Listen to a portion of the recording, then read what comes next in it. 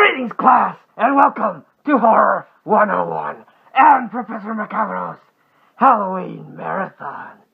Day 25, class. 25 wonderful days of spending them with you, looking at horror movies. It truly has been fun, and I am grateful to everyone that has watched my videos.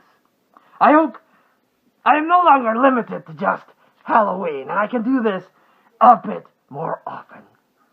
Today, class, I wanted to talk about two films that I've enjoyed. While not technically horror, it does have horror elements. The invisible stalker that kills people one by one. No one can see him. No one knows what he is, but they are all afraid of him. His mere shadowy presence brings fear into people's hearts. Even strong, burly men tremble at his mystique.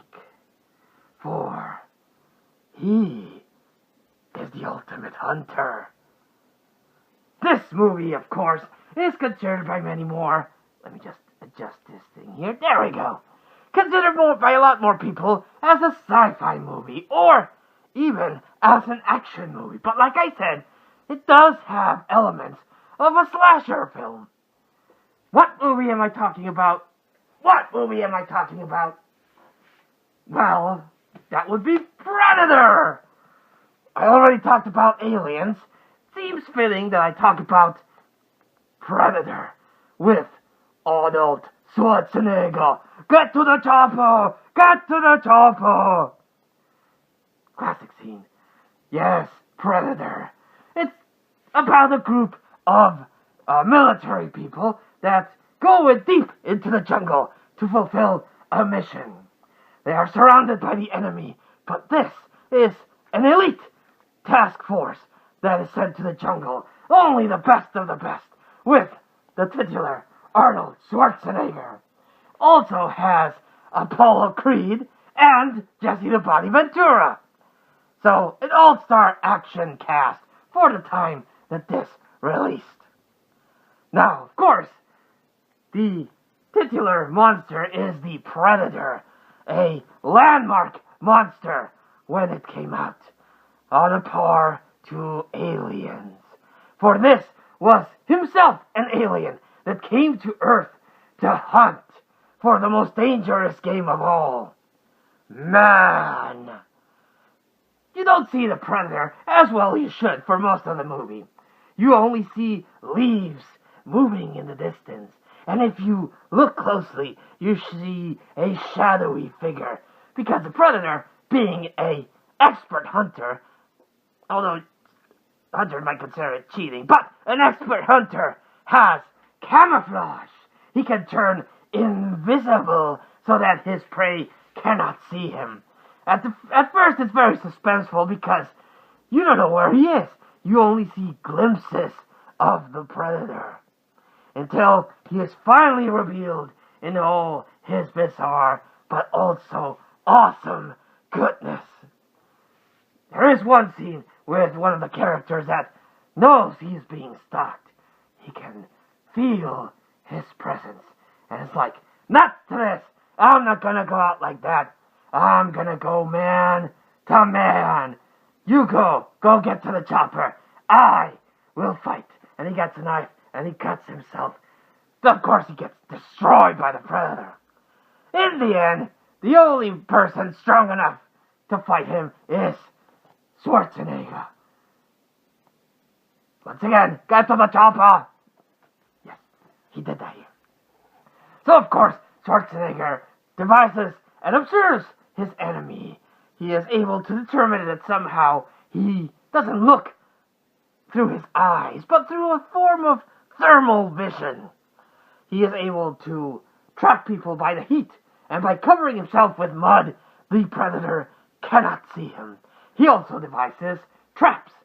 A little bit ripping off Rambo, actually, but when you're in the military, you are taught to survive and create traps for the enemy. So you have the technologically advanced Predator with a mounted shoulder blaster laser thing. Wolverine-like claws that can cut through anything. Advanced technology against Schwarzenegger, who is doing, like, low-tech kind of things.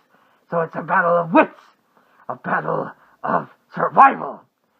And I thoroughly enjoy this movie quite a bit. Even though the Predator is a very sore loser.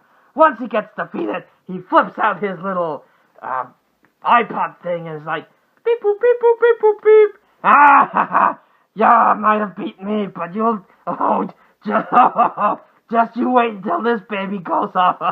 Oh, you're gonna get yours. And promptly blows himself up.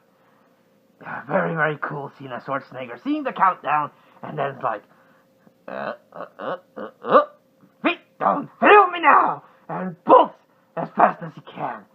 His actual survival would pretty much be impossible. I mean, this thing explodes.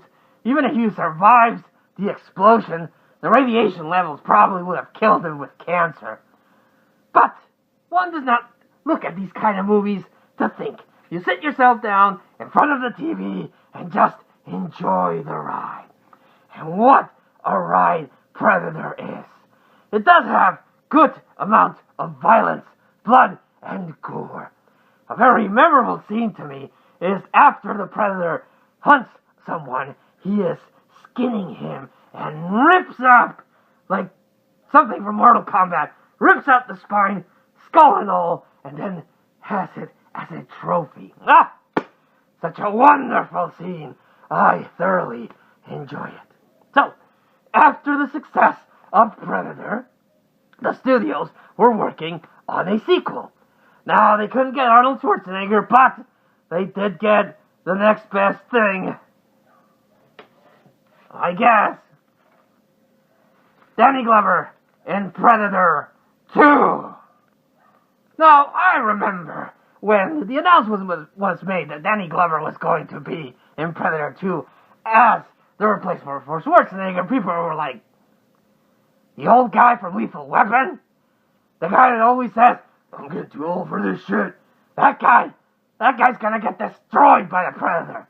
And I will admit, class, that I also thought the same. Because Mel Gibson was the one that I would have thought would be able to take on the Predator, not the Danny Glover. But I was surprised. They do actually make it work. Danny Glover is represents a cop very similar to what he does in Lethal Weapon. But he's a cop that knows the streets, knows how it works, and has the guts to survive. He is able to go toe-to-toe with the Predator when you would think that would not be possible for a character like Danny Glover. But it works. It works very well. Plus, seeing the Predator go from hunting in the jungle to hunting in the concrete jungle was pretty cool. He had different type of prey. This time mob bosses or criminal people.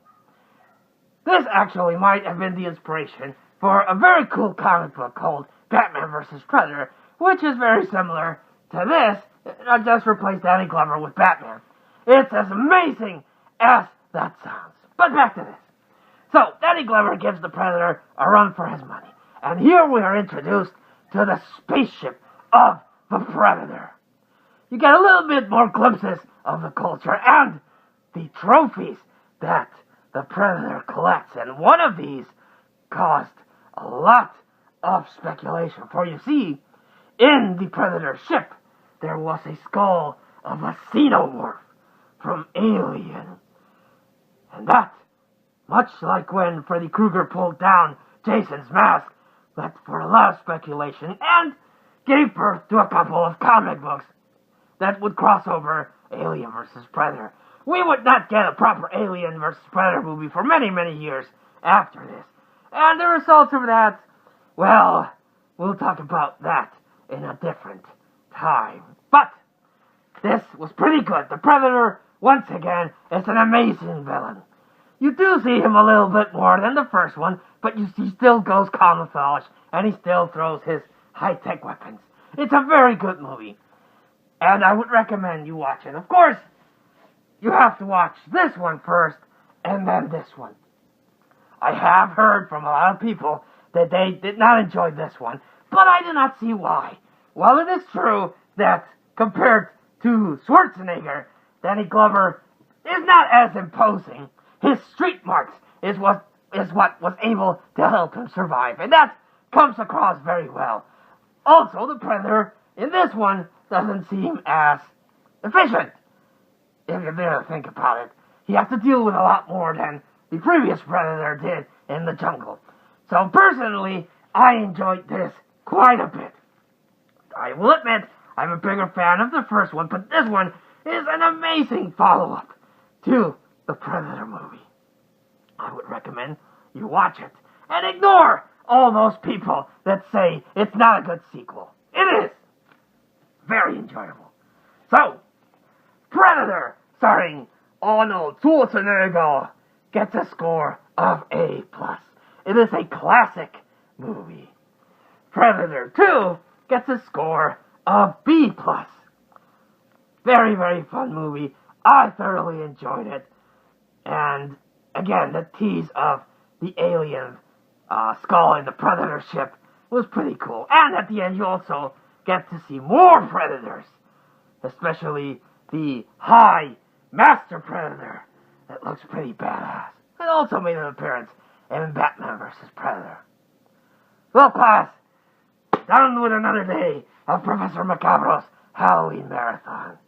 We are 6 days away from concluding the Halloween Marathon, and even then, I have a special surprise planned for you.